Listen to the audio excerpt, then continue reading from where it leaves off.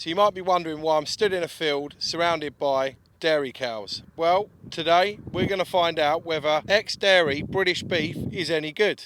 Let's go.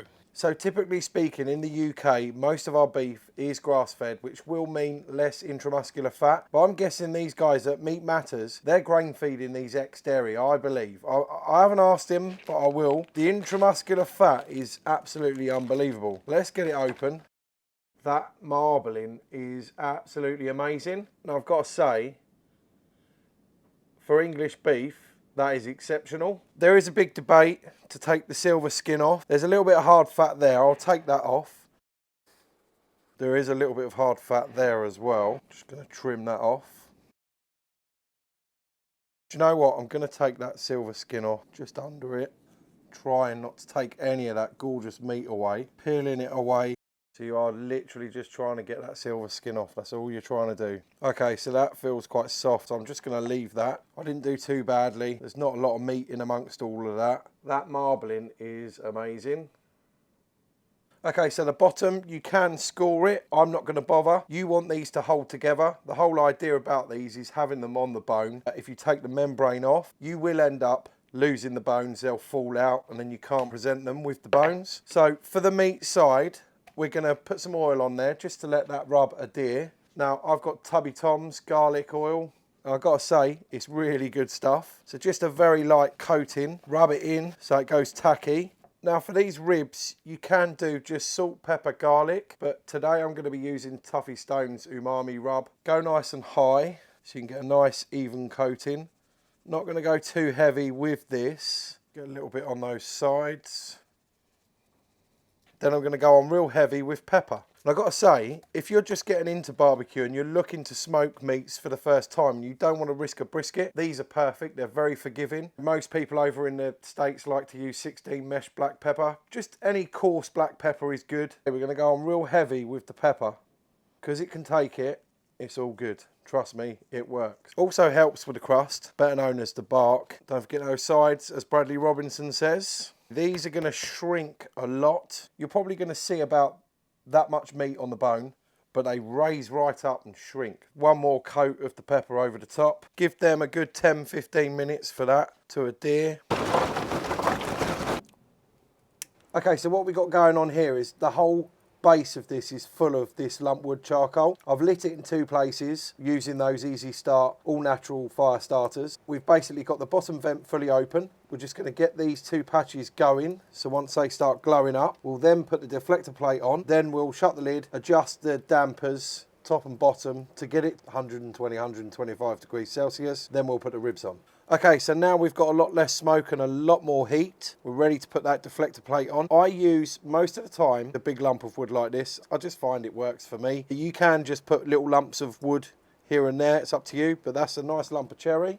So we're going to put that on, put the grates on, shut the lid. Okay, so we've got that fully open. We'll just get this up to the temp we want.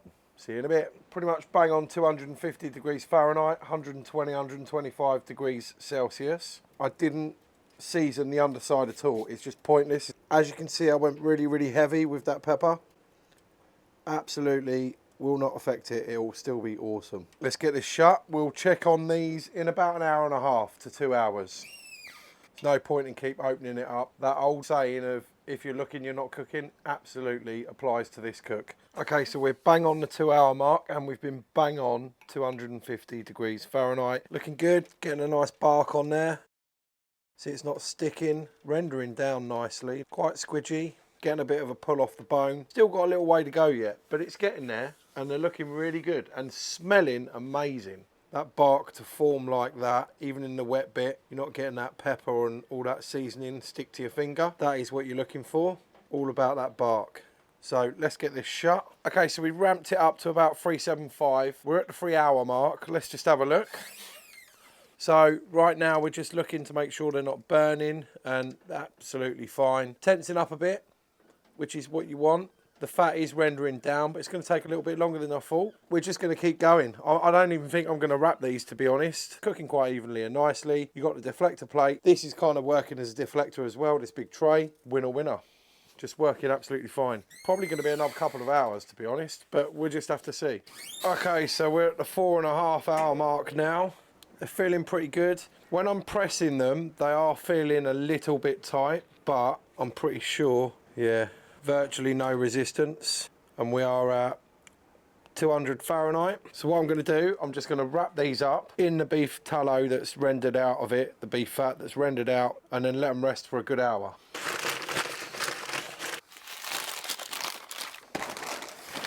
The bark is looking really, really good. Dripping juices everywhere. I'm not going to squeeze it, I don't need to. You can see it's like dripping juices everywhere. The bark is amazing. It's definitely like beef candy on a stick. Let's just go in for a bite. Seriously, that pepper really doesn't overpower it. I've got to say, genuinely, honestly, probably could have gone a bit longer, but it's still, you know when you get pork ribs, and they're like a bite, not fall off the bone, that's what this is like. I'm being genuinely honest.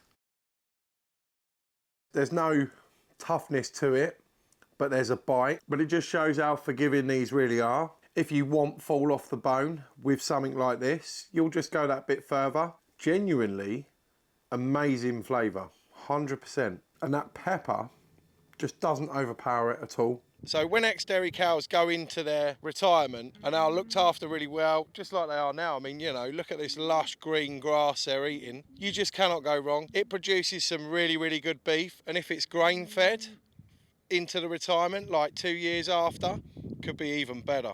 What can I say? Go and get yourself some ex-dairy British beef. Can't go wrong with a bit of British beef. Okay, so I hope you got something out of this video. And yes, ex-dairy, the way to go. It's good. It's great stuff. Not gonna lie, could have gone a little bit longer, but still amazing. Still juicy, still melt in your mouth. So with all that being said, go cook something exceptional. I'll see you when I see you. Cheers.